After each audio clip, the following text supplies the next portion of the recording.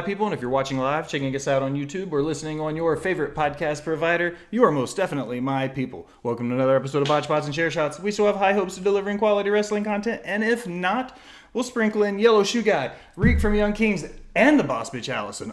You know, so we still get over. I am your host, a chef by trade, no mark by choice. I am the Will Gray, and I'm glad to be here on this journey. And tonight, that journey is anything goes, botch, bots, and chair shot style. Joining me tonight, one of the kings and hosts from Young Kings Wrestling. He is the ravishing Greek Rude. He is Riq Yates. Riq, how are you, brother? Thanks for coming on Chat Out Some Wrestling, man.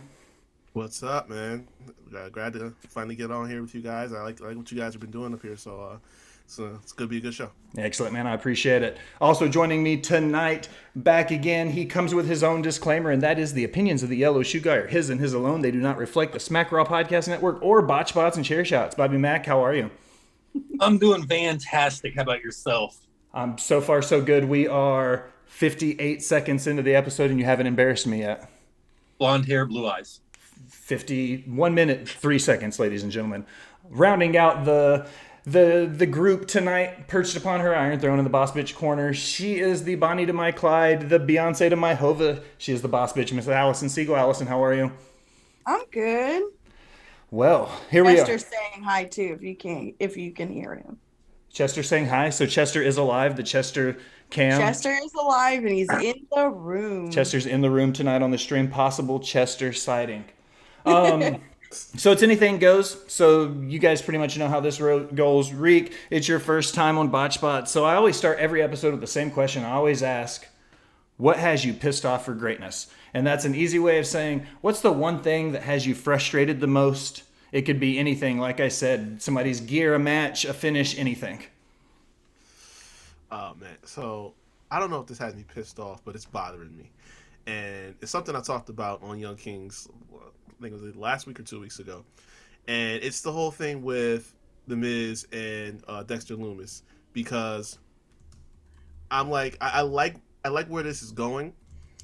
I need some kind of resolution. I need to know, just throw me a hint. I said this on the show. Give me a breadcrumb or something.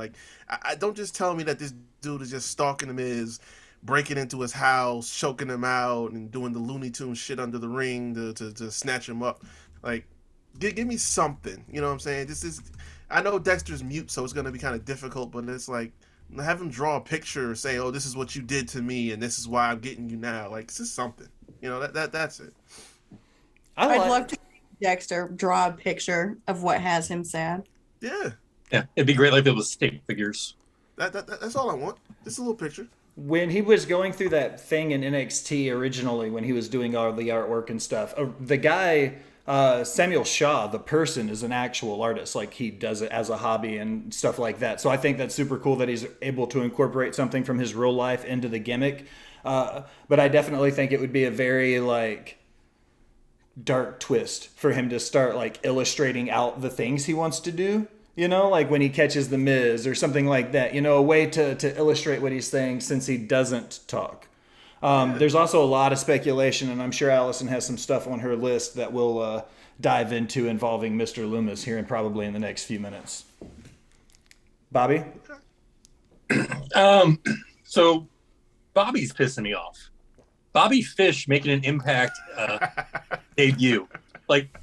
I don't understand what the big deal is. He was probably the least popular, the least over guy in the Undisputed Era. He comes over to AEW. He has one bad match with Punk, calls Punk out, and then he tries, apparently behind the scenes, rumors are, he tried to get the rest of the Undisputed Era to go back to WWE. When they didn't, and everybody's acting like it's Hulk Hogan debuting in WCW or Ric Flair debuting in WWF. It's Bobby Fish. Well, I'm just going to jump in real quick, and I'm going to tell you that you're wrong. Because Bobby Fish, when he debuted in Impact in a studio show, Allison and I were both there for Victory Road, and a crowd of maybe 200 people sounded like it could have been 5,000 people. The roof of that building blew off. He may not be the best worker out of the four of them. He is still over, though. There was no denying that crowd was excited to see Bobby Fish. So if you might not get it, the Impact universe, the Impact fans, whatever you want to call them, they totally got it, and they were hyped to see Bobby Fish at Victory Road. That's a pretty small universe when it's 200 people. I mean, were they cheering because they saw Bobby, or were they cheering because he found his hair club for men and adjusted himself accordingly?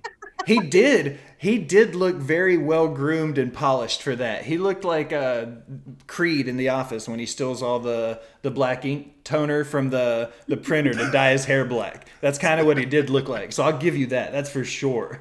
And I totally agree with Matt. If Trevor Murdoch can be champ somewhere, then yeah, but I guess Bobby Fish has a chance too. Matt, leave the NWA alone. They didn't do anything Bobby to would you. kill it in NWA. I think he would. He would, That absolutely. feels like his spot. It would be a good spot. And they let their guys work wherever they want to, so he could still do the MMA stuff. He could still go Impact. You know, hell, they even got part-time workers that go to Japan and stuff. So it would be the perfect spot for Bobby Fish if he wants to work everywhere. Yeah, absolutely. Miss Eagle, you're up. Isn't Bobby gonna go first? Oh, that was Bobby's. Just kidding. I'm gonna continue with my same rant that I have every week.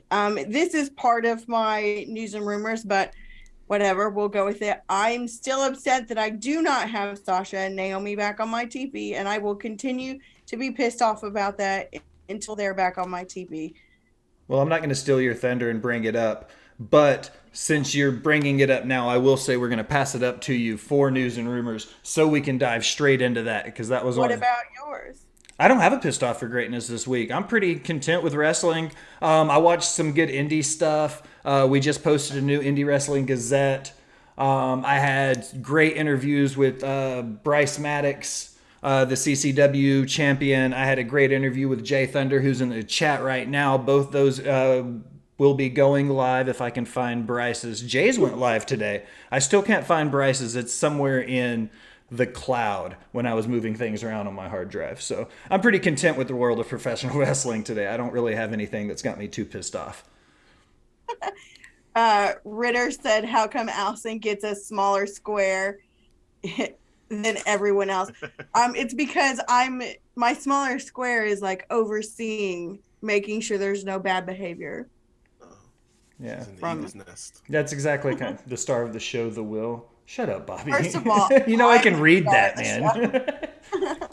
Allison definitely. We have seen a spike in the numbers since she joined, so I'm just gonna blame her, and that's it. All right, it's your turn. Talk. Okay, so news and rumors. Since I opened up the conversation, we'll just start with it.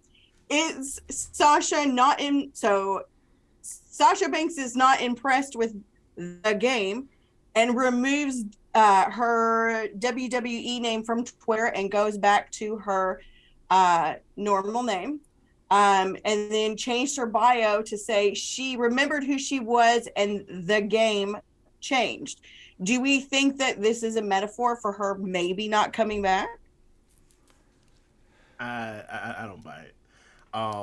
And this is another thing I've talked about on our show before too. The thing is that Sasha has gone so far as to, get herself out there in terms of being a mainstream star, and her value has gone up so much in the last few years. She's gone up to do, The Mandalorian and things like that, and she's working on music. And the last few months alone, her and Naomi, they did Fashion Week, they did magazines. I mean, just all she's really doing, and she's allowing Naomi to take that journey with her, is just like, they're letting you know, listen, at the end of the day, we're going to build our stars regardless. Because we forget Naomi was doing Total Divas and everything like that. She's been on TV. So the combination of the two of them, it's like, we don't need to keep doing this if we're not happy with what we're getting. So it's like, we're just going to remind you, hey, these are all the things. They're just crossing everything off. Fashion Week, movies, TV, the red carpet. They're just letting you know that this is what we have built up. So if we come back here again and we have to have this conversation, it's not going to be a conversation. It's going to be, we're done. We're going to go off and do this because we're going to be good no matter what. So I think this is just another instance where she's reminding you guys, listen, we may come back, but it's going to be a real short leash, because I don't think anybody can deny what Sasha brings to pro wrestling as a whole. But I think WWE is where it gets maximized to its fullest potential. It's the same thing with Naomi. I think this is the biggest Naomi's ever been is since she's been off TV, like probably the most popular, and the most, I think, outcry for people wanting to see her. I think the problem is when she comes back, she's okay in the ring, but she's not Sasha. I think that's why this tag team works so well. But at the same time, it's the female tag team has never really been a big deal in the WWE. So I'm really going to be surprised what they can actually do with those championships because they're even botching them right now. I'm finishing up my notes. I'm sorry. Before everything hit the fan with these two, and everything hit the fan with Vince, and everything went into a cycle with WWE. There were rumors that Naomi was going to be joining the Bloodline, anyways. There was an eventual thing where she was going to end up with her husband. So that shows you that they had plans long term for Naomi, not necessarily maybe the tag titles. Sasha's always over. She's going to be a top women's star no matter what company she wrestles for anywhere in the world. But she also has what I'll call Bray Wyatt syndrome. She's going to expect a hefty paycheck, and there's only a couple companies that would be able to check that box. And the one at the top starts with a D, and it's Disney.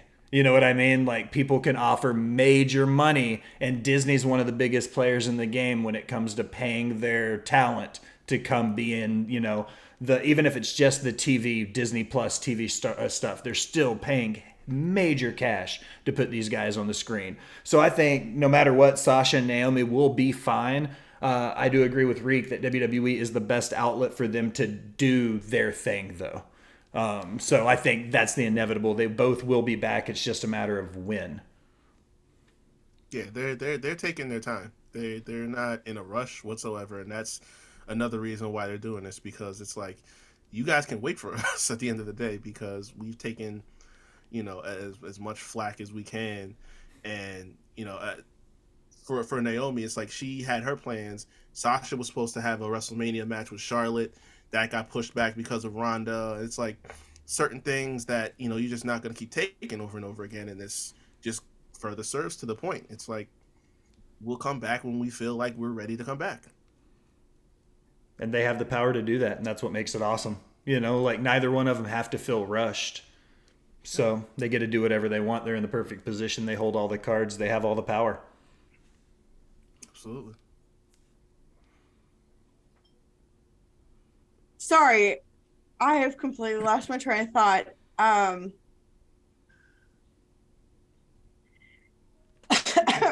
bad. Sorry. Okay, so anyways, get it together. So yeah, who's the White Rabbit? Like, come on, is it really anyone other than Bray Wyatt?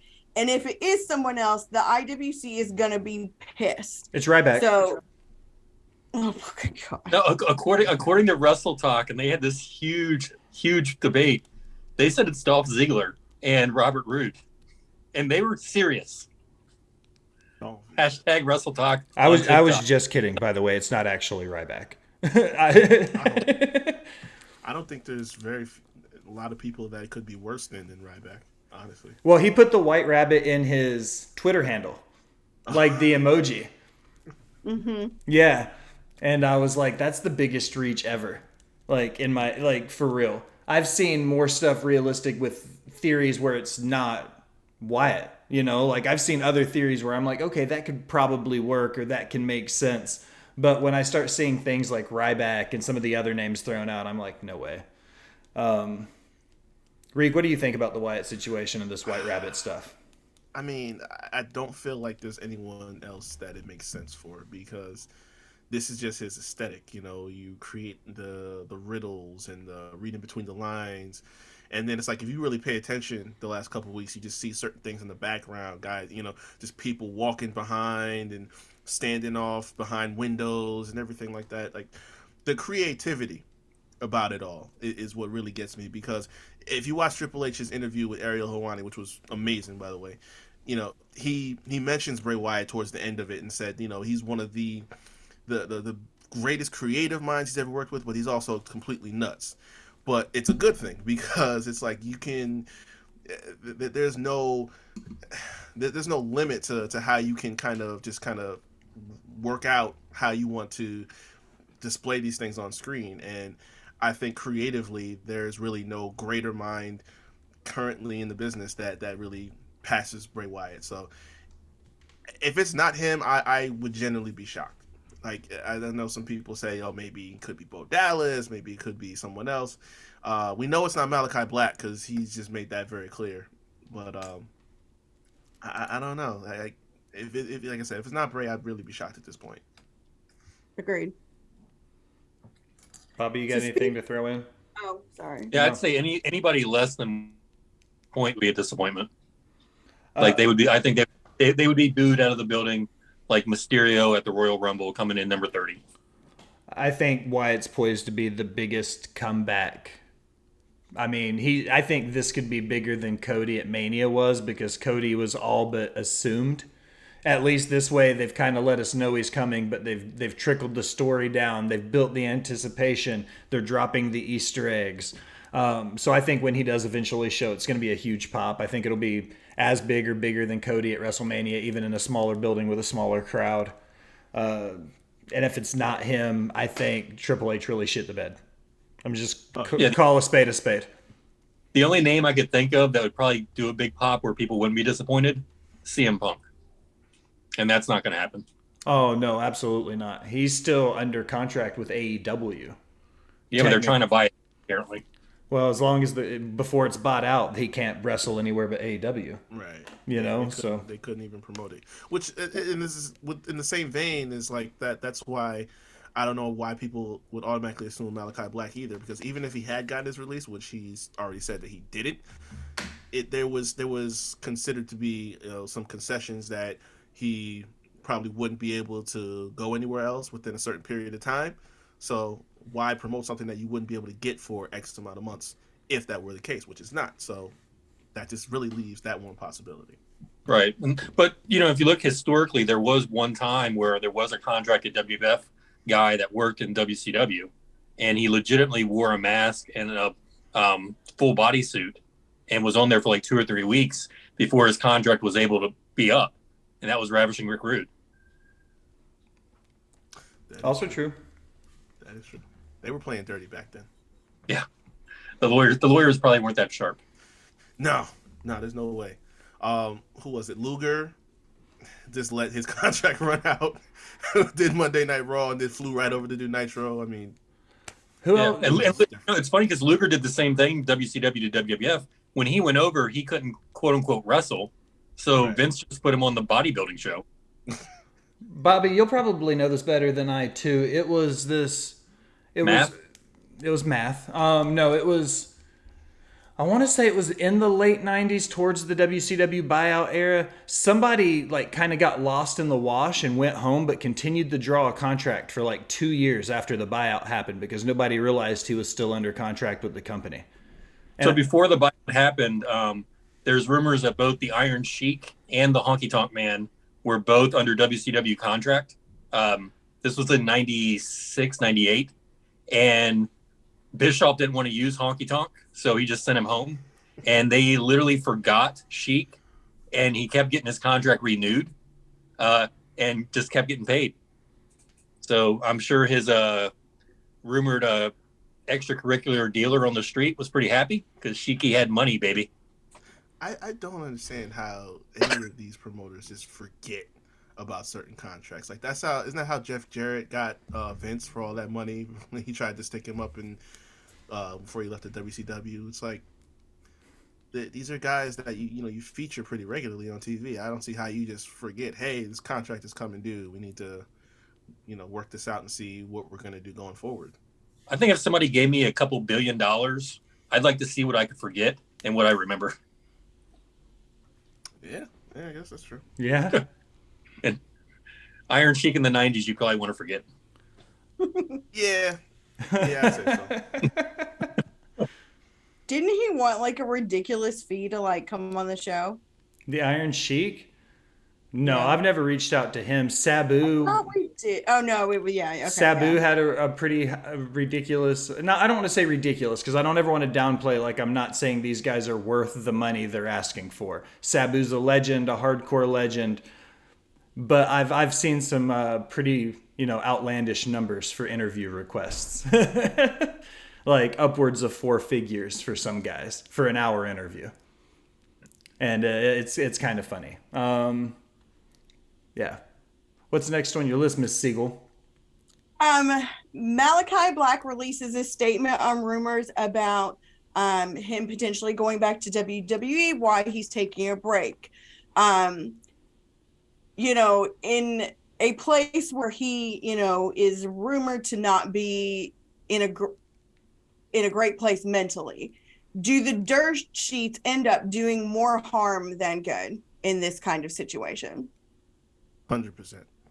100%. I was gonna wait to say this next time I get on the show, but I just might as well just drop that. Like I don't think I'm gonna be mentioning the dirt sheets much anymore, because it's like typically my beef is only with the Seltzerverse.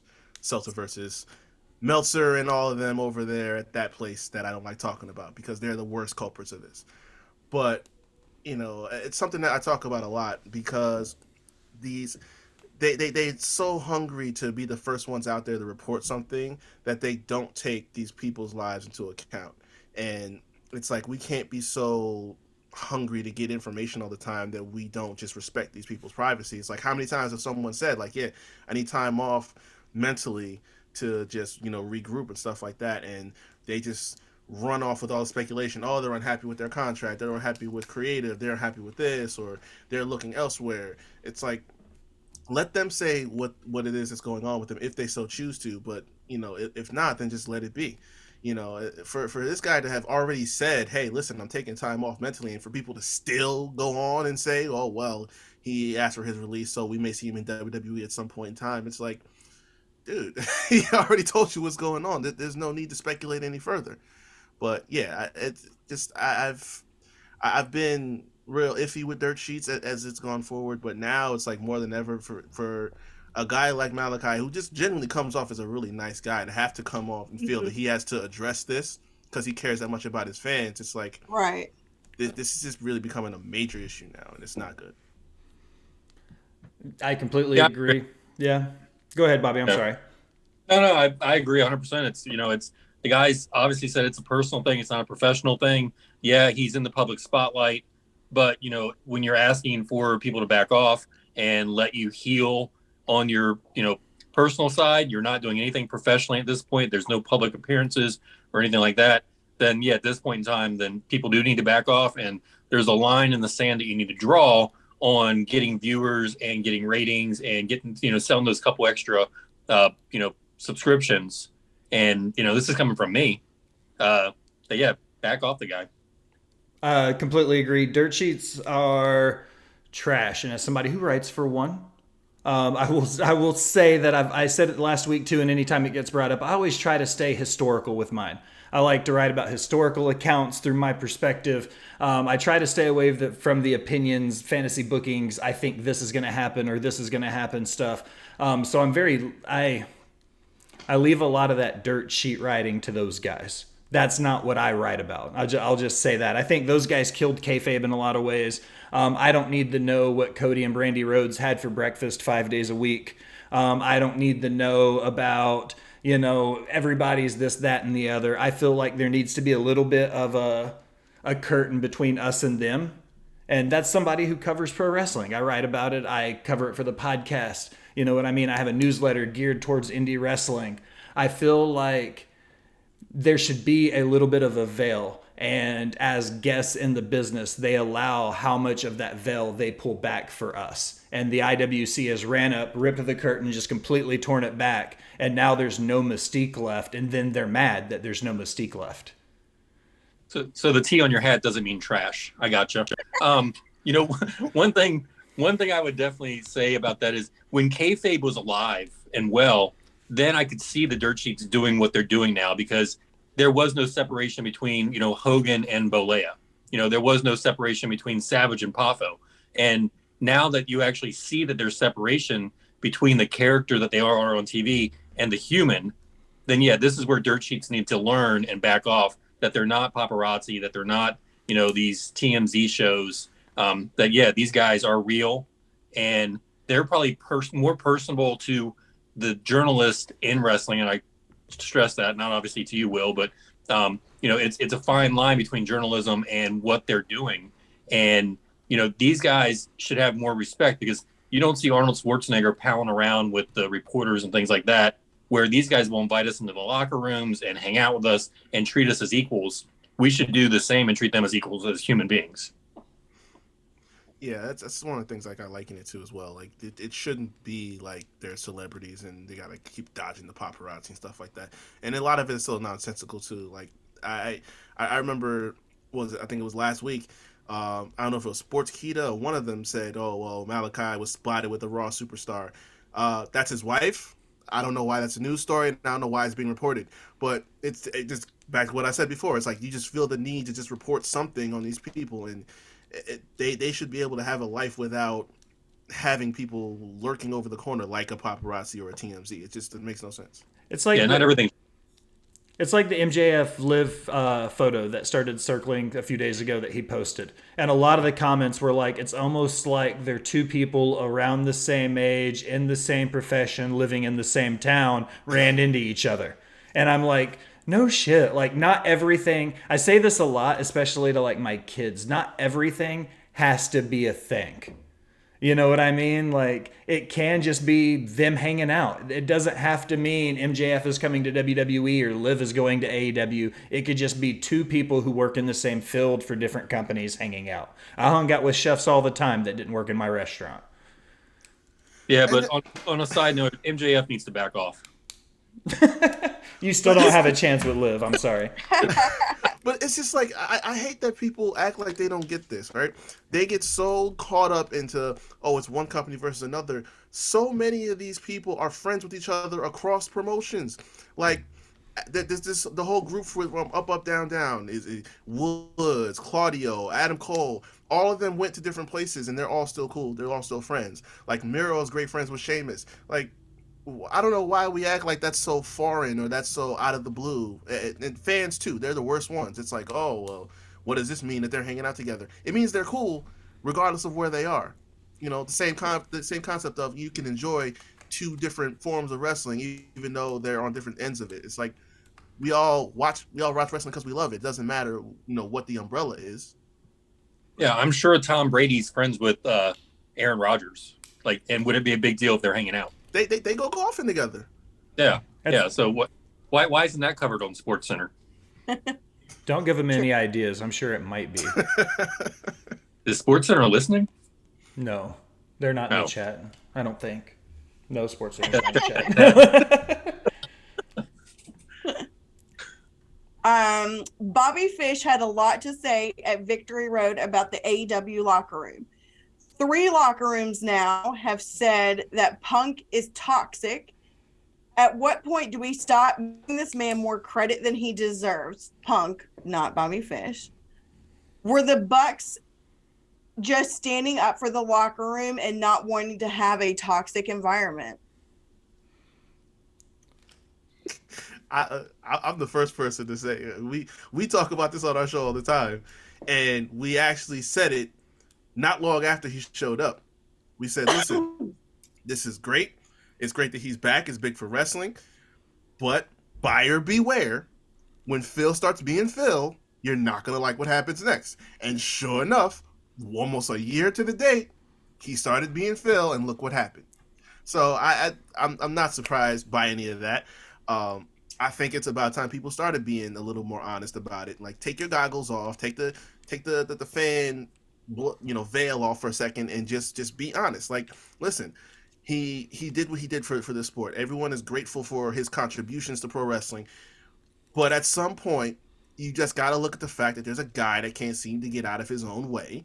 He just doesn't do certain things the way that gels with other people, and it's like I'm not big fans of the Bucks. I don't really care for them like that, but it's like in that instance they are still considered the EVPs of the company. Whether you like them or you don't like them, you think they do business the right way, it's the way the company is, and you join that company. So for you to sit there and think that you just got, enough veto power that you can just speak your mind about all of that, especially in front of the guy that's cutting the check, it's like, No, you kind of gotta tone it down a little bit. So it's like we said, we told you guys. So I don't know why anybody's surprised.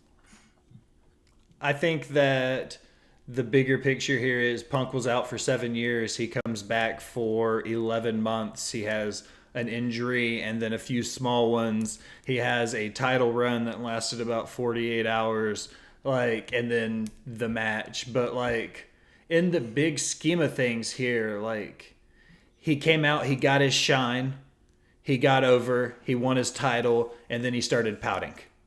And it seems very reminiscent to what, like I said, I feel like week over week now when it comes to the Punk stuff, it's just kind of rinse, wash, and repeat. You know what I mean? It's just the same stuff everywhere he goes. As far as the Young Bucks go and Kenny Omega and all of that nonsense, I also agree. If you're the EVP of a company, you do not put yourself in a situation where you're going to be trading fisticuffs with your fucking employees. I'm sorry. That's just business 101, man. Like, and even in the wrestling business, and I've said 1,000 times too, that there's been fights in the locker room since back in the day.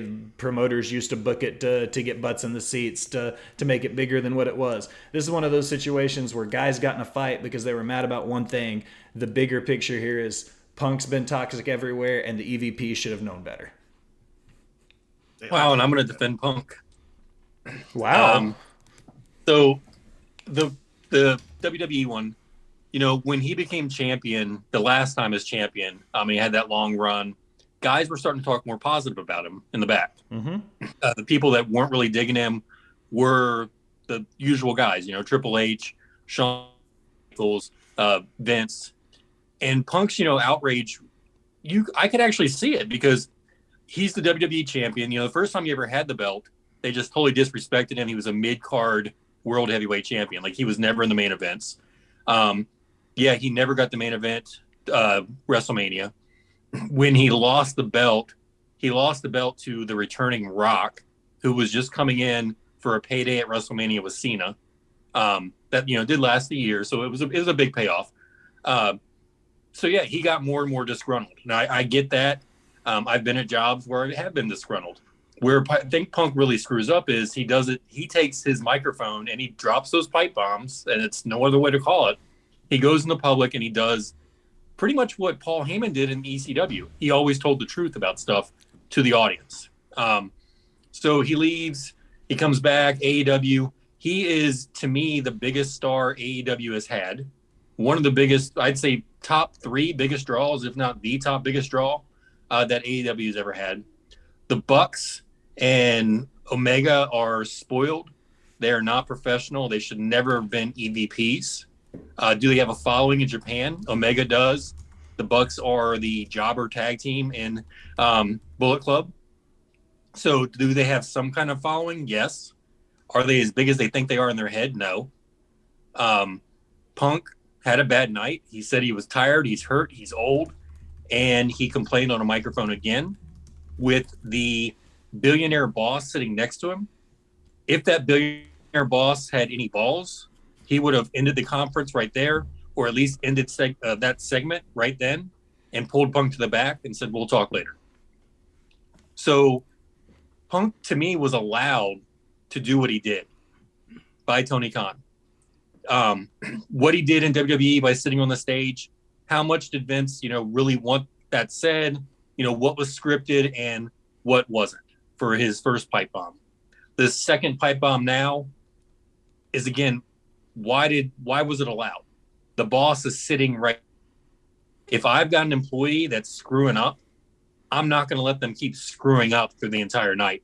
I'm pulling them to the back. So shame on Tony Khan. Shame on Punk to a point that he's gone out in the public and he wasn't professional in it. And he was also eating bread, which is just bad carbs. But they were muffins, and they were from some bakery in Chicago that he said their name like 6 freaking times during the press conference too. Because I'm sure they paid him to. I would say, I hope he makes some money. Like, it's like the scene out of all the movies that they show you, like the guys like Wayne's World, where they're all wearing like Pepsi hats and eating Dominoes and stuff like that, showing you the logo. That's pretty much what Punk was doing. Well, he walked out and he had his seltzers and he had his muffins and he sat there and he was drinking them and eating the muffins and he said both the names of the companies like 5 times during the yeah. Yeah. So I hope he got a good payday for that. But to me, if Tony Khan, if I had a choice between CM Punk and those other 3, I would pick CM Punk every day of the week. Well, see, I don't totally disagree. This is the only thing I say, right?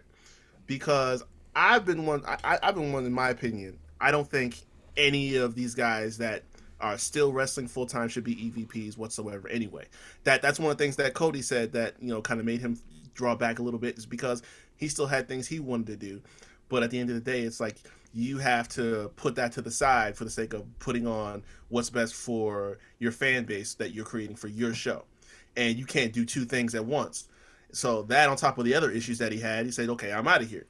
So I don't think the Bucks should be EVPs. I don't think Kenny should be an EVP. So I definitely agree on that. When it comes to Punk, when the whole situation, I don't put more blame on anyone but Tony, because I have never let up on him and I never will. If Tony was not running the company, I would be much more into AEW than I am.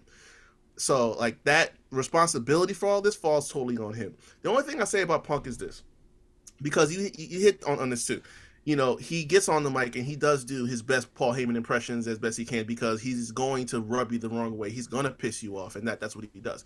The problem comes is when people start blurring that line back at him.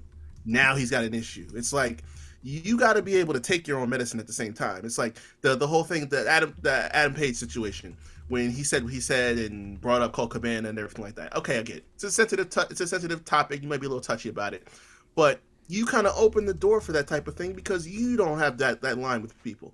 So if someone does it back to you, it's like you can't turn around and use that as part of your grievances later down the line. It's like, listen, this is the business. If that's how you want to go about things and someone does it back to you, you can't cry foul at that. You know what I'm saying? But when it comes to the Bucks and everyone and Kenny starting the bullshit when he came in and spreading rumors of backstage, I believe that. Because I like I said, I'm not big fans of them. I know they're immature. I don't like how they do things either. But one, absolutely, like I said, it falls on Tony, because he holds no one accountable in this company. I said it when the whole thing happened with Mox, when he fell off the wagon, with Jeff when he came in, the same thing. Like, he just lets them run off like spring break, has no sense of like fortitude whatsoever. But I don't hold Punk blameless in all of this, but I do think on a certain point of view, like, he was a little bit unfairly judged by some people back there, but that wasn't the place to do it. Not at a press conference where people are going to be watching all over this and this is going to be a headline. No, I agree with you 100% on that. Like, Tony Khan is starting to remind me of Eric Bischoff in the late 90s, like before he left that first time. He's becoming such buddies with these guys and such like friends with them that he can't draw that line. Like, I've worked with people where I'm very close to them, but when it came down to like a shift, it was like, listen, you're screwing up. You got to fix this. And, I know one of the things that, Punk's grievances that he rumored to say was, this whole thing with Paige not wanting the advice of the veterans. That's stupid. That's absolutely stupid. You're telling me you've got Arn Anderson, Tully Blanchard, Bryanson, Moxley, even at this point, Punk back there, and you don't want their advice because you grew up on the indies and you work for all these indie promoters that paid you $200 a night for a 20-minute match. Like, you're telling me those are the guys that you learn from, and you're right, when these guys learn from, Vince and, Hogan and all these other guys, that it doesn't make any sense. And if Paige showed him that lack of respect, then obviously Paige being as close as Omega, with Omega and the Bucks, and we've heard stories from, I know a lot of people don't like Cornette, but you hear stories from Cornette that said, these guys wouldn't listen to me. They didn't want to listen to me. They knew everything as it was. So, yeah, you know what? If I was Punk, if I was a veteran, I'd be pissed off at that guy too. I feel like I'm the perfect bridge between this, because Bobby, you've got the very old school approach to it, and I appreciate that. I love territory wrestling, everything that went into it. But I also feel like, to a certain extent, the sport and sports entertainment has also evolved past the need of the gatekeeping. I feel like if you're a promoter, and you have a star like Punk, and you see the things that are happening and everything going on, like, you have to slow it down, back it up, look at everything from 40,000 feet and decide what's best for your company, not what's best for your boys. And I spend a lot of time when I hear guys say it, you can't just pop the boys in the back or the fans. You got to pop everybody equal. You got to make sure your boss is happy. You got to make sure the locker room's happy. You got to make sure the crowd is happy. And I feel like, there's a lot of people in AEW that don't worry about anybody but themselves, which isn't a bad thing. But when it boils down to putting on a program and doing a show, like, it takes all the pieces of the puzzle to execute it and do it right. And, you're only as strong as your weakest link or whatever cheesy, thing you want to say about it. But when it boils down to it, we've evolved past the need of the gatekeepers, but we also don't need to forget where wrestling came from, in a very long-winded way to wrap it back around. Somewhere in between the two. We got to bridge that gap. It doesn't necessarily have to be the 1960s, dirt shows territory wrestling, but it also doesn't have to be, everybody knows everything about everything. So somewhere in between there will be fine. Yeah. So I'm sure Bobby's not going to care about this one because it's Impact related and Bobby doesn't care about Impact. Yim's contract is about to expire on the 9th. Impact is blowing a lot of smoke up her ass to try to get her to stay. Should she stay a big fish in a little pond or move over to join her hubby in AEW? Who? Mia Yim. Don't pretend you don't know who she is, Bobby. She was in WWE long enough for you to know who Mia Yim is. See, Yeah, bring in another schoolgirl for Omega to book. That's a terribly out-of-date opinion. You don't obviously know who Mia Yim is. Go ahead, Riq. This is my issue, right? Because Impact is getting lost in the shuffle with everything that's going on right now. But the fact of the matter is that when it came to their women, they've always been promoted great. Like, before we had the Women's Revolution, Impact was doing it better than anyone else. And they've still maintained that continuity all throughout the years, even as AEW's come up on the rise. And the thing is that, yeah, AEW is a bigger company, but when you have someone like a Mia Yim talent-wise, I don't like the idea of her going to AEW strictly because of the fact that, for as much as Tony likes to flap his gums about all he does about for the women, it's like, it hasn't shown like that. Thunder Rosa was your champion for how long, and how often did you see her, regularly on TV, regularly in feuds and stuff like that? It's like the greatest thing you got out of that was when Britt Baker won the championship. And that doesn't say much, and with all the talent that's come in and rotated in and out, it's like there has been no real consistency, and that's a problem. The best thing they have going right now is Jade, and she's still relatively green. She still hasn't really, gotten to where they want her to be yet, so that she can be in those main event spots. So when that happens, it's like, okay, you're going to be in a great position. But I mean, I don't like how, you get one name after another, they come in, and it's like you have so much to work with, but the results don't show. And that's my real problem, because Mia Yim deserves to be spotlighted, and I don't feel like she would be in AEW. I think if she stays in Impact, she'll be the push. She could be a realistic threat for Jordynne Grace. I think that would be a fantastic banger of a match when Grace gets through Masha Slamovich at... what's the next one? Is it not Against All Odds? Whatever the next Impact pay-per-view is. I'm sorry, I forgot already. Bound for Glory. The Bound for Glory. It's you're not the only person to forget about Impact, and that's in Bound for Glory, their largest pay-per-view of the year, and that their WrestleMania. Yeah, it's their big show. Yeah. Give me a break, Bobby. But I forget the name WrestleMania all the time. And All Out. Point made, conversation over. No, I think that Impact has a soft spot in my heart because they were founded right here in my backyard in Nashville.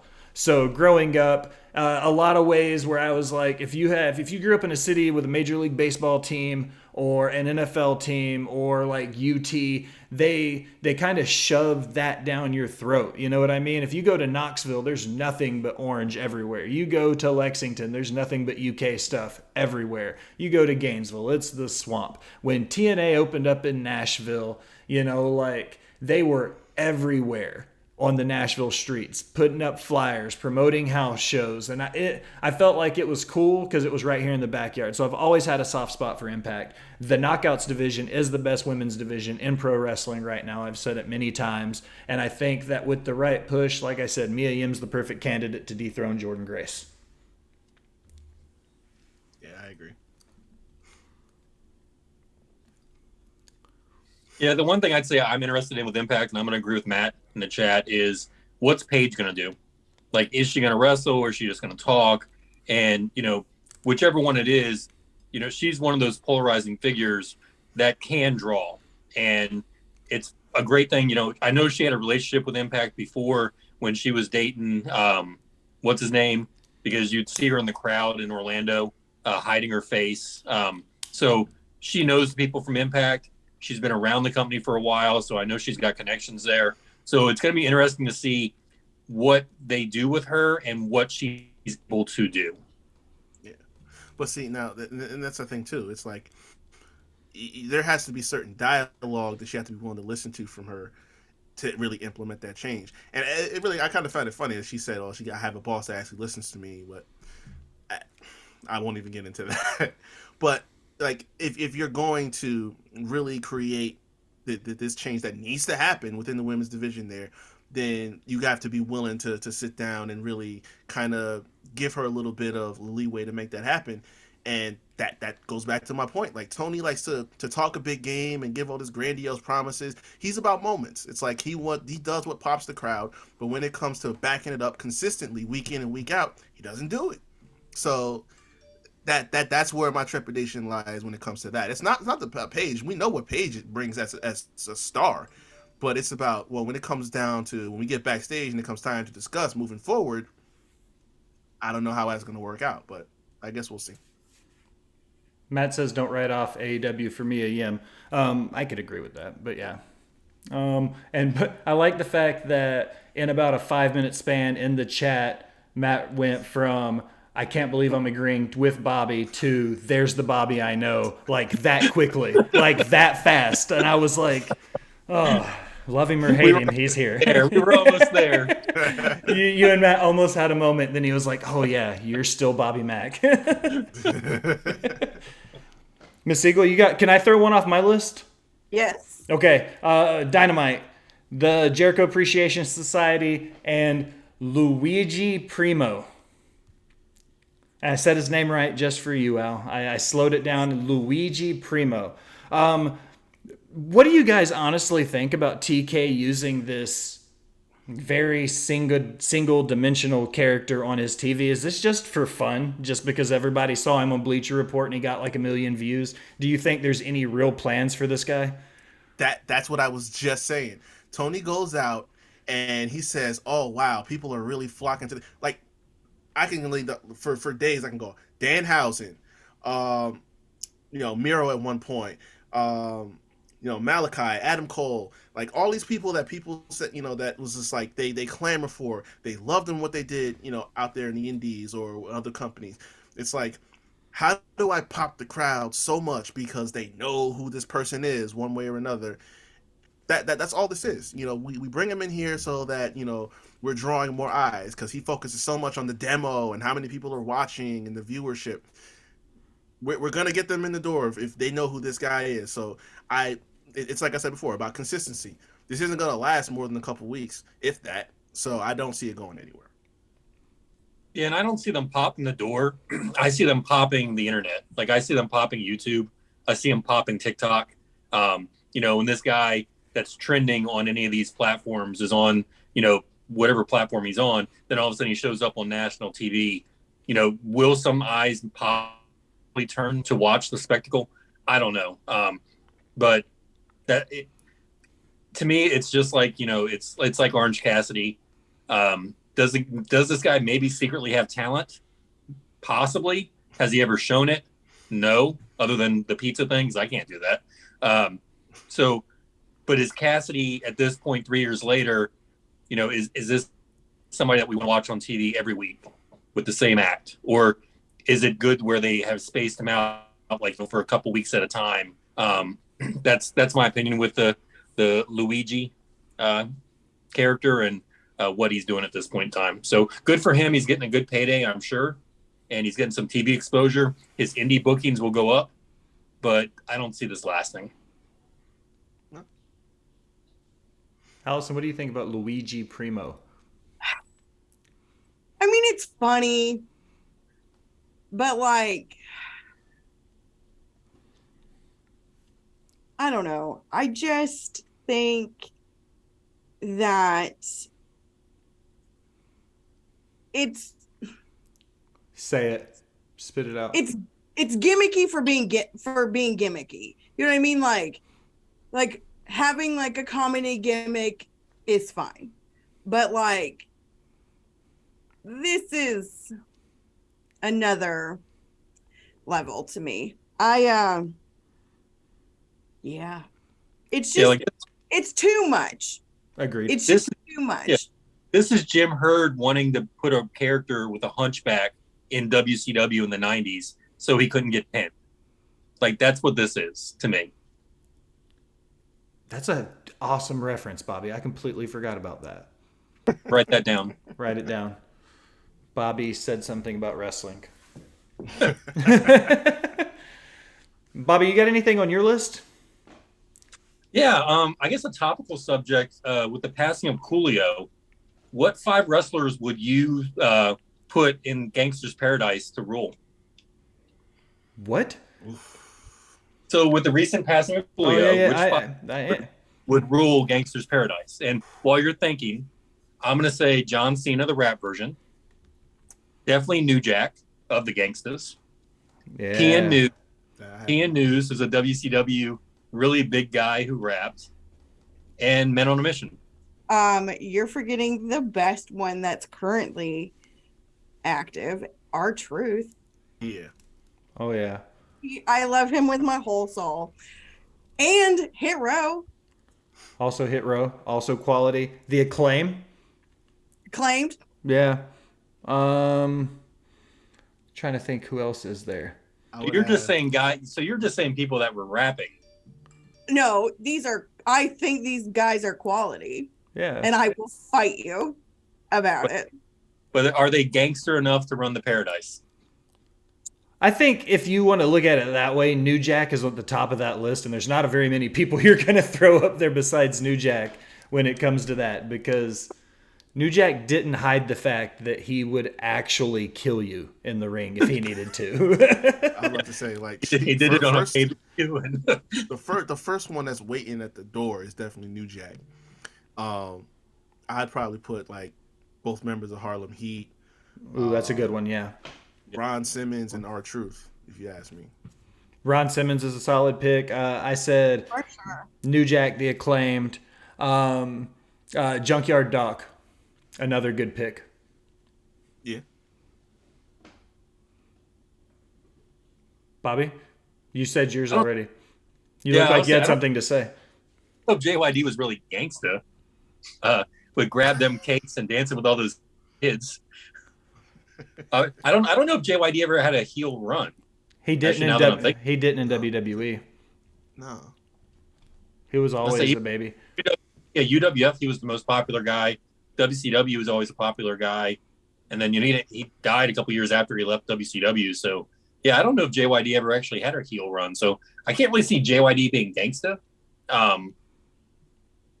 But yeah, I'd say Ron Simmons with the whole Nation of Domination. I think that was that I would consider a very gangster role for him.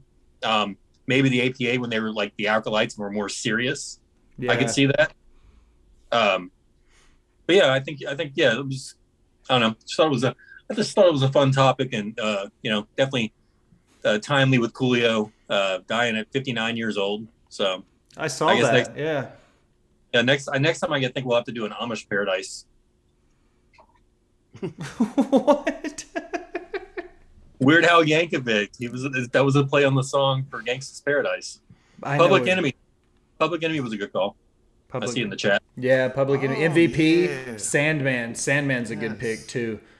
MVP, yeah, that's another solid one. He was doing a callback way back to, April.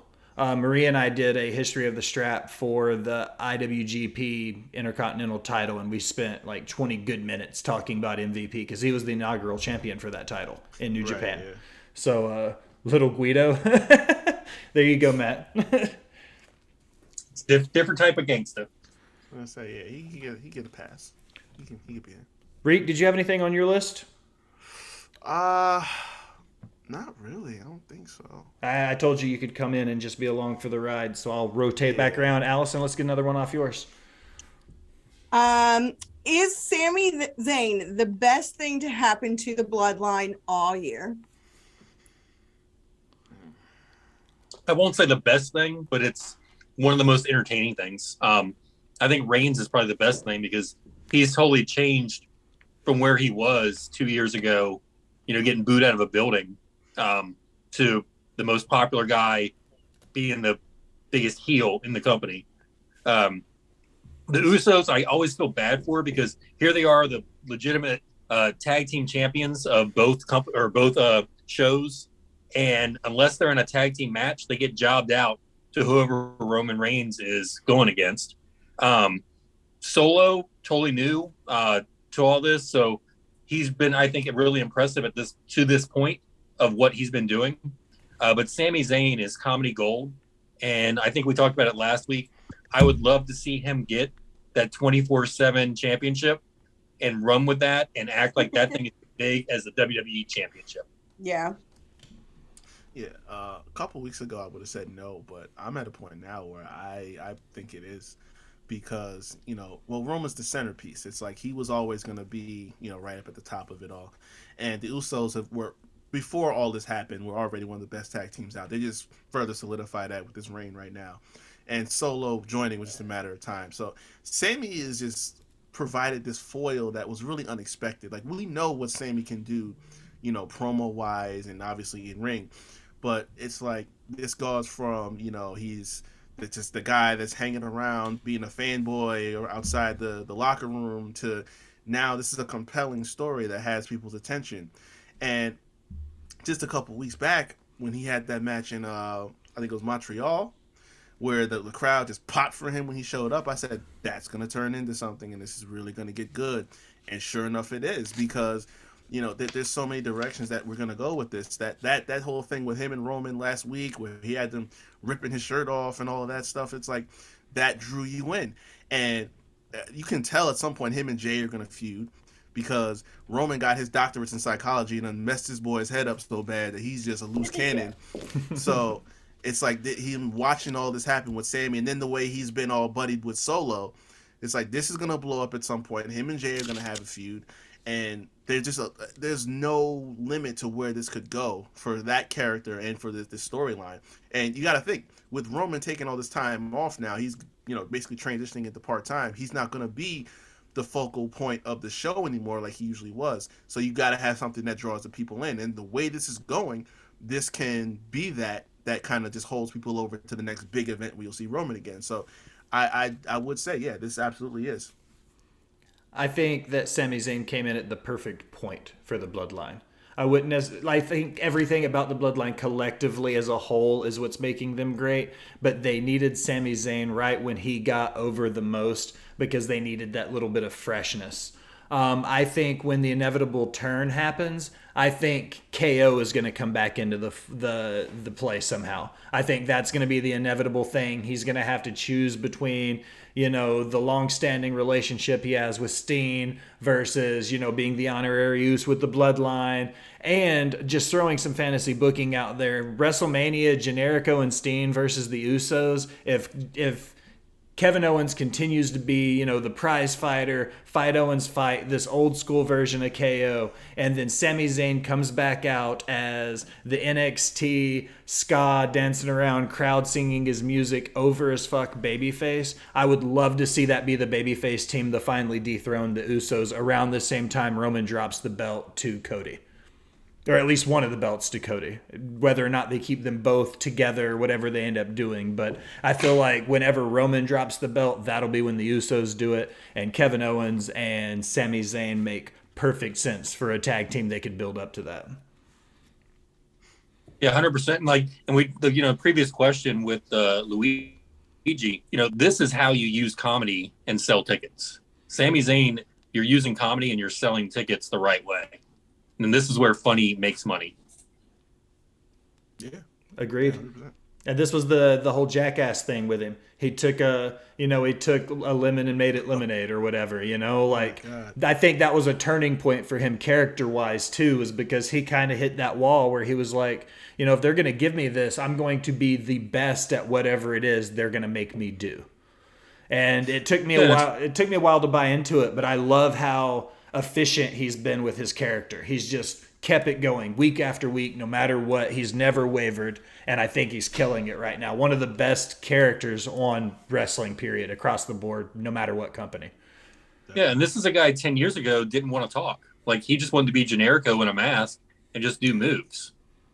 He didn't think talking was important enough for character development, and he's totally changed his outlook, and now look what he's doing. He's with the WWE champion and the WWE tag team champions, with the top promotion in the world. So it's, maybe if he would have listened to some of those older guys in the locker room 10 years ago, he would already have that WWE championship. True. Yeah, he might. Absolutely. I think he's still going to win it, though. Matt says Cody ain't getting shit now that Papa H got the pan.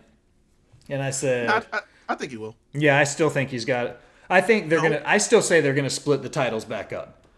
Yeah, and the only thing I'll say about it is that while Cody probably will win at some point, whether it's one or both belts, we know that Triple H likes to book long reigns for heels because that's just his thing. We saw it all through NXT, and that was his thing when he was active. He would be that guy, the reign of terror from 03 to 05.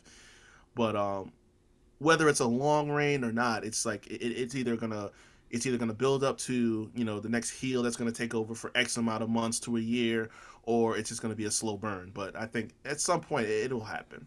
I'd be less likely to believe that he would win it if Vince was still doing it, to be honest. Yeah. Okay. Yeah. I mean, that pretty much sums it up. I mean, I think that when it boils down to it, it's going to happen. I think it's not inevitable, but if he didn't get hurt, it probably would have more likely have happened than with anybody else. And I mean, you can test it out too, because I mean, it's not really a secret. You can pretty much say it that Cody's going to be back at the Rumble. You put Sammy in the same Rumble. Who gets the bigger response? And you move from there. It's not like things can't change. If you have a trajectory for Cody and the fans start telling you, hey, this is not what we want this, we want Sammy, you can actually listen instead of 2014 when you didn't go with Daniel Bryan and say, okay, let's just correct the course a little bit. It's not hard. Agreed. Allison? Omos is getting a David and Goliath type story with Ray. Are they still misusing this giant? Will a story with Ray help push his character to the next level? I hope the next level's off TV. No. I want to like him so much. I don't know why, but I just feel I almost feel bad for him that he's booked so poorly. I guess I don't know. If he could work, I don't know. If he could work better, then it wouldn't be bad booking. And that's one of the things with WWE at this point is it's no longer Andre they don't protect these giants. They put them out there. Like Great Khali became normal. The Big Show became normal. Omos doesn't have the talent as Big Show, but I'd say he's equal with Great Khali. And they're booking him, they're pushing him to the moon, and his talent just isn't there. And unfortunately, they spent a lot of money on this guy, and I'm glad he has a job, but I don't see him going anywhere, no matter what mouthpiece they give him. This is probably the biggest difference that you see between Vince and Triple H in terms of booking, because Vince had a thing for booking these big guys. Like, he would find ways to use them as best possible because that was his thing. If they weren't big and muscular like Hogan or Savage, they were big in stature. So, as long as Vince was holding the pen, then, you would see this going in the right direction. But the thing is, like, Triple H likes to mix it up. He likes, some younger guys that have speed and, the mid-sized guys. Like, he's not big on using, the bigger guys. He's not just going to axe them off because if there's value to them, and he sees, like, he brought Braun back because, Braun has value to him. For the Omos, though, it's like, I'm not exactly sure, how you make this guy fit, how you make this guy work, because we can't just keep doing the same thing with big guys. Okay, they stomp over, enhancement talent after enhancement talent week after week. Then eventually they get a challenge from someone and they lose to them, like he lost to Bobby. And it's like, we haven't really seen any real progression since then, since they had that feud. And now it's like you said, you're just in limbo with him and you don't really know how to make this work. Yeah, MVP is probably, outside of Paul Heyman, maybe the best manager you can have right now in that company. But where do you really take him? Because there seems to be no real direction for it. And when it comes to Ray, I mean, that I'm not interested in. No, I'm really not. Yeah, I could. This isn't the first. Right. It's not, and that's just like, how many times can we believably put him in that situation? I don't believe in that. I don't, and he's too old to be doing that type of shit anyway. Like, I don't want to keep seeing him try to just overcome the odds. Like, Omos beating Ray is not an accomplishment to me. It's really not. No, it's almost like Giant Gonzalez at this point. Like, they might as well just put the same bodysuit on Omos and put him. No, Bobby. I think if there's a small guy that could help Omos get over, it's going to be Ray. 100%. We know that Ray could wrestle a broom and make it look good, or whatever crazy old man saying Bobby says all the time. We know Ray can work. I do agree that Ray is too old for this. If we want to see Ray versus a giant, can we just copy and paste, him versus Big Show in 99 or whatever it was? You know what I mean? Like, that was a good big man, little man match before they both came over to WWE. But I don't know if Ray is the right guy. I think there's other people on the roster that could use this storyline, but it's also, I think they're just looking for a way to put Ray on TV because they know he's a draw. So it's the big guy versus the little guy, and it gets to put butts in the seats because Ray gets to be on TV every week. And I think Ray's got bigger issues to worry about than the giant, that he has to face. Man. You got some issues being a bad father to worry about. I mean, there seems to be some red flags in the Mysterio household. And, like, this is one of those things where I was saying earlier, like, we can't let everybody pull the curtain completely back, but I saw a funny meme where it was like, apparently Ray and Dominic all live together.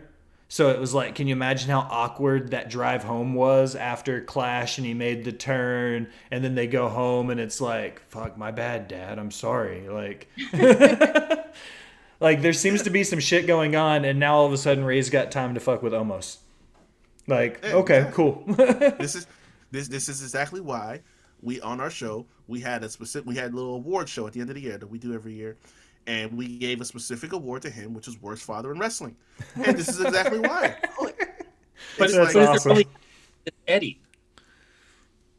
Well, that too. But I mean, that's a whole nother thing. But it's like, even before that, you had when Buddy Murphy was over here messing with your daughter, that had that going on. And now Rhea just came in. First off, Rhea's been beating you both up for I don't know how many weeks. Then she just corrupted your son. You're not doing nothing about it, and you're acting like you're scared to fight a woman that's like double your size, even though you will hit a 619 on Nia Jax in the Rumble at a shot at WrestleMania. But when it comes to your son, you just don't have that same energy. So. Well, I've known WrestleMania a lot longer than I've known Dominic Mysterio, so I get it. I understand. Katie, Maybe he's just jealous of the relationship with Rhea. Ritter says you want a David and Goliath, do Omos versus Aaliyah. Oh no! Oh, that's not nice. That would be weird. What do you think about almost being like Andre the Giant with Bami when he was in the Heenan family? That's even Andre at that later stage in his life. Yeah. Was a better performer than Omos. Well, I'm just saying, not necessarily comparing him to that, but maybe using it that direction. You know what I mean? Like, he's got the MVP now. What do you think about using him in, like, a stable? Like, getting a couple guys behind him and him being the muscle, kind of like, or like the Megabucks, maybe a better example, with Ted DiBiase and Virgil and all of those guys, like a stable with a giant. And he's just there he only comes out, he works one match a month, he's the big guy for the main event kind of thing. I think it's the talent in the ring. They teamed up Andre and Haku for that last run, like, Andre's last big run.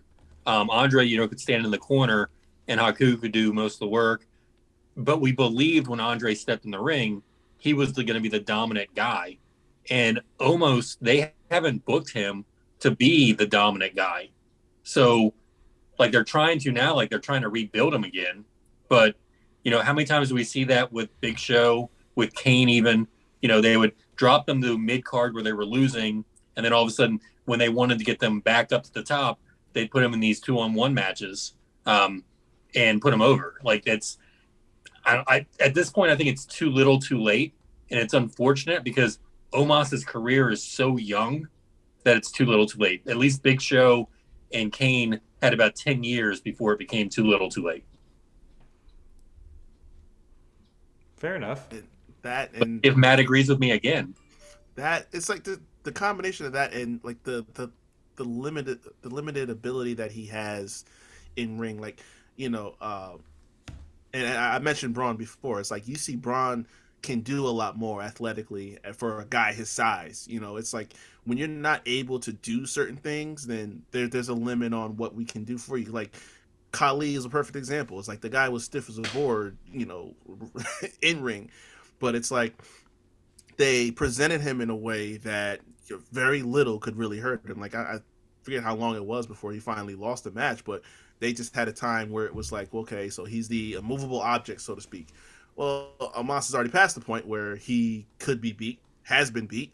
So it goes back to where do you go from here? Where exactly do you take this character? And we're not really finding an answer to that. That's why he's been off TV for so long. And now you're trying to, kind of restart, but you don't really have a lot to work with there. True. Al, you got anything else on your list? This is the last on my list. What are your actual thoughts on Roman versus Logan Paul? I think it's being wasted in Saudi Arabia because I think that is one of the few matches that could sell a card somewhere. Like where WWE doesn't sell the card just by their company name, by the event not selling the card by its pay-per-view name. I feel like if you put that in Atlanta, Georgia, on a house show, you would sell the card just by having those two performers in the ring. And I feel like Logan Paul, like Bad Bunny, is one of these guys that takes us serious and he's going to put on a good match. And I hope Reigns is able to carry him in that match. Yeah, I don't think there's any question that Roman can definitely carry him. My actual thoughts, I I can't stand the Paul brothers. I don't give a shit about either one of them. I've never in my life wanted to see Logan Paul competing for any championship. That being said, I can't deny the guy's got talent in the ring. From WrestleMania to SummerSlam, the guy, it's like you just said, if you take this seriously, it shows. Him, Bad Bunny.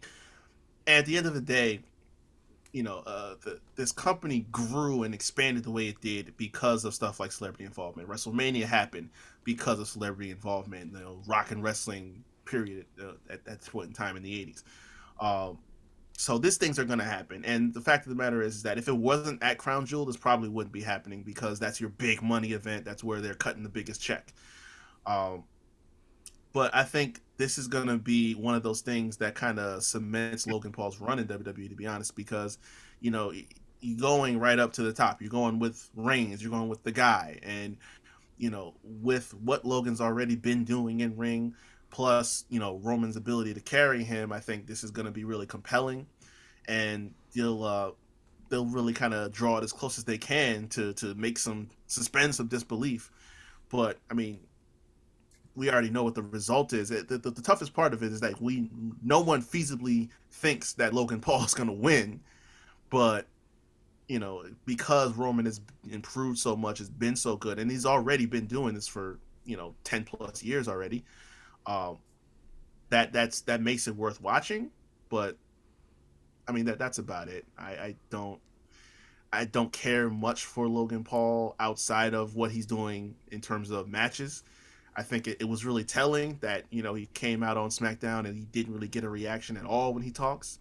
That tells you a lot. Like, at least if you're going to be a good heel, you get good heat. And I think apathy is more what he gets when he's talking, and that's not a good thing. But he can go in the ring, so I guess that's something you can give him. I agree with both of you. Logan 100% can go. Him and, once again, him and Bad Bunny both showed out. They came in, they showed celebrities can focus, they can put in the work, and they can get over. This is why I can't believe I'm about to say this, because also agreeing with Riq, I don't give a shit about the Paul brothers in any capacity. But here's why Logan going to Saudi Arabia makes sense, okay? One, it's a paid show. So people are going to show up in stadium no matter what. You know what I mean? Every seat will have a butt in it because it's a paid show. Two, you're absolutely right. Roman can carry this match from beginning to end. If they go out there and need to do 15 minutes, 20 minutes, they know Roman can carry a 15-minute match, no problems whatsoever. So with the tickets already being there, all it's going to be for this match is going to be a glorified dog and pony show. So they put Logan in it because they know he's going to get the views, he's going to get the likes, he's going to get the subscriptions, everything that they say. But it also has no bearing whatsoever on the big picture in the World Wrestling Entertainment business. Like, it's going to be a great it's going to be one big show with one big match, but like you said, nobody's expecting Logan to win the title. So it's like a big blow-off match for the two of them, just to put butts in the seats in Saudi Arabia and to make people want to view it on YouTube and on the Peacock and, everywhere else that it'll be streaming. This is what that is. This is a cash grab. And I'll call it what it is. Yeah, that's naturally what you're going to get with those shows. Ritter says... That's why... Ritter says it's WCW with David Arquette all over again. Never say never. The only difference is Vince Russo isn't fucking booking this go around. Thank God. And Logan Paul's an athlete. Arquette was not. Hey, man, did you see the GCW stuff he did with Nick Gage? Ooh. Yeah. Logan Paul's an athlete, and David Arquette's not.